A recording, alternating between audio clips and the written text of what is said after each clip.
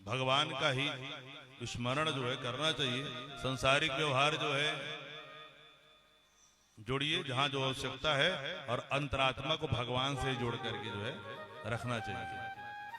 उत्तरा ने गलती नहीं की, भगवान के चरणों में गई और ये नहीं कही कि मेरी रक्षा करी, क्या कही, मेरे गर्भ की रक्षा करी। क्यों?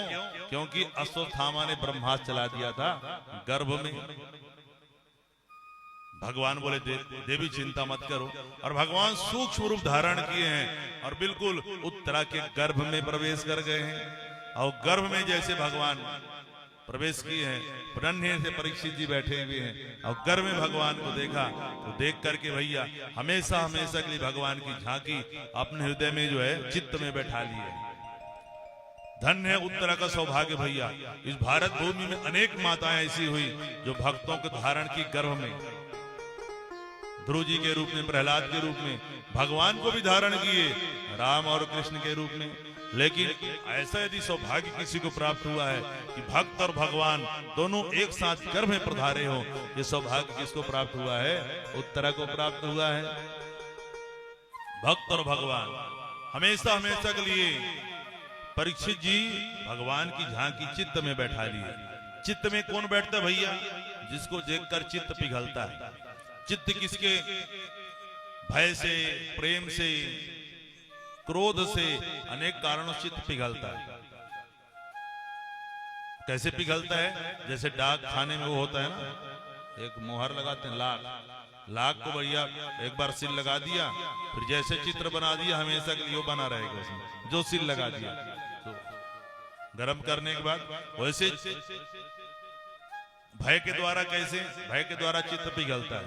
आप कथा में बहुत लोग बैठे हैं, कई लोग आते हैं जाते हैं, ध्यान नहीं रहता, सब आते के भैया जाते के, और कहीं कथा में आके बैठे आपके पीछे से कोई काला नाग फूंक के खड़े हो जाए, अरे भैया डर गए, भागने लगे, थर थर कांपने लगे, भय हुआ, भय के द्वारा चित्त पिघला और हमेशा के लिए वो काला नाग चित्त में बैठ गया।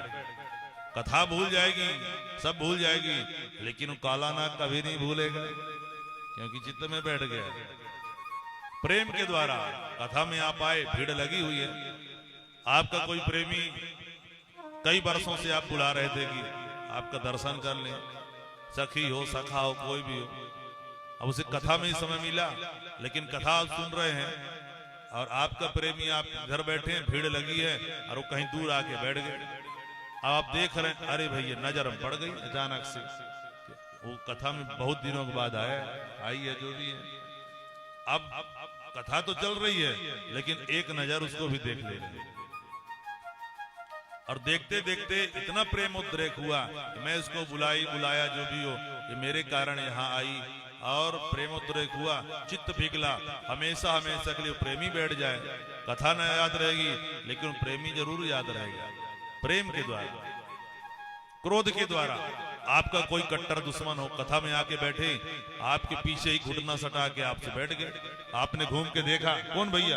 अरे ये तो मेरा दुश्मन, हाँ इतने बड़े पंडाल में इसको कहीं जगह नहीं मिला, यहीं आके बैठा है, बैठी है, अब कथा चलती जाएगी और दांत चबाते जाओगे।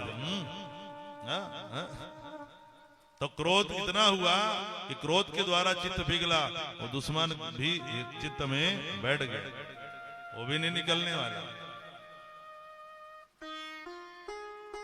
तो ऐसे बच्चों का जो पेट में गर्भ में है आज परीक्षित जी महाराज, उनका चित्त तो पिघला ही हुआ है।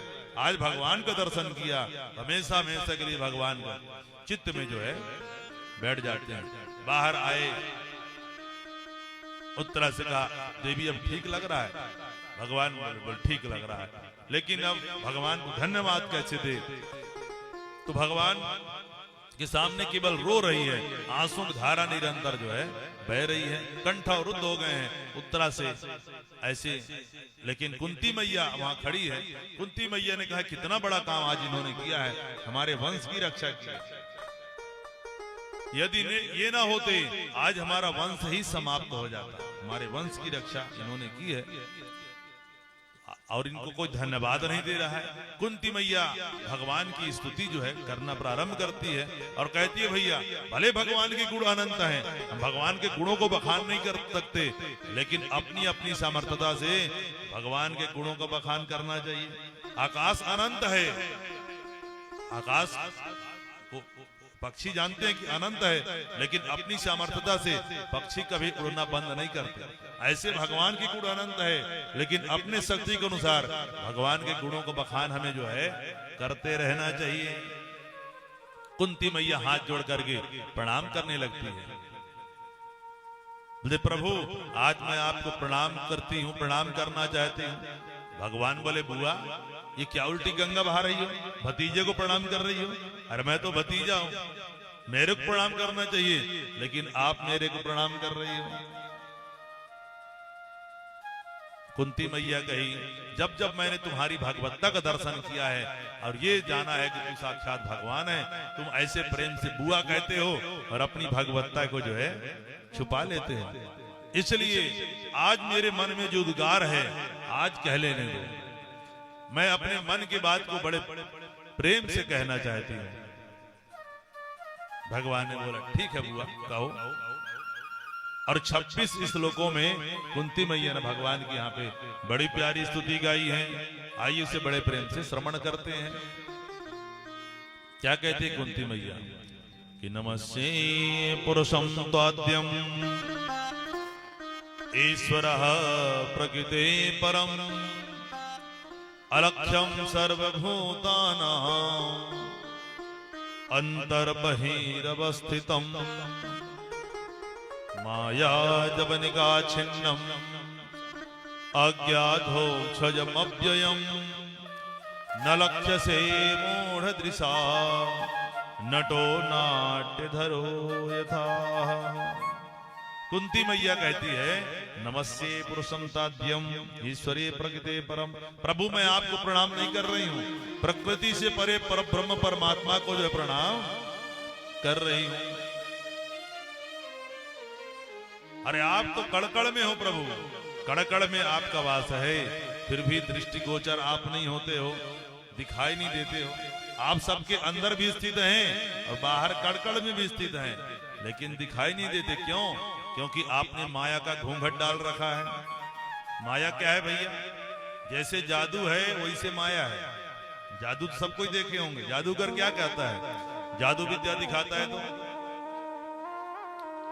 जो है उसको छिपा देता है और जो नहीं है उसको प्रकट कर देता है। तो माया भी नहीं करती है। भगवान है तो छिपे हुए हैं, संसार नहीं है हमको दिखाई दे रही है।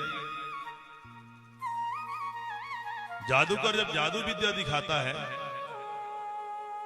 लेकिन माया को कौन जान सकता है? जो भगवान का दास बन गया। जैसे जादूगर का जमुड़ा हो गया, जादूगर के साथ एक चेला रहता है जिसे क्या कहते हैं? जमुड़ा। जादूगर कहते हैं जमुड़े तैयार हो जा, तैयार हो जाता है। बड़ा सर अपना जादू विद्या दिखाता है। जितने दर्शक रहते हैं देख करके भैया आश्चर्य में पड़ जाते हैं कि भैया कैसे कर रहा है। लेकिन ये सब जानता है, जो जादूगर का जमुड़ा रहता है वो सब समझता है कि हाथों की सफाई है, कबूतर बना दिया, सर्प बना दिया, फिर उसको छिपा दिया, नोटों की गड्डी बना के दिखा दिया 5-5 की, देखो भैया। उसके बाद फिर 5-5 रुपए 10-10 रुपए मांगने लगता है। किसी ने कहा भैया अभी तो नोटों गड्डी बना के दिखा रहे थे और अभी 5-5 रुपए मांगने लगे। तो क्या कहा? अरे सरकार ये तो सब झूठा था, ये हाथों की सफाई थी। तो ऐसे ही जो भगवान का दास बन जाता है वो भगवान की माया को जो है जान जाता है। माया के विषय में वही जान सकता है। तुलसीदास जी बाबा रामचरितमानस में क्या कहते हैं?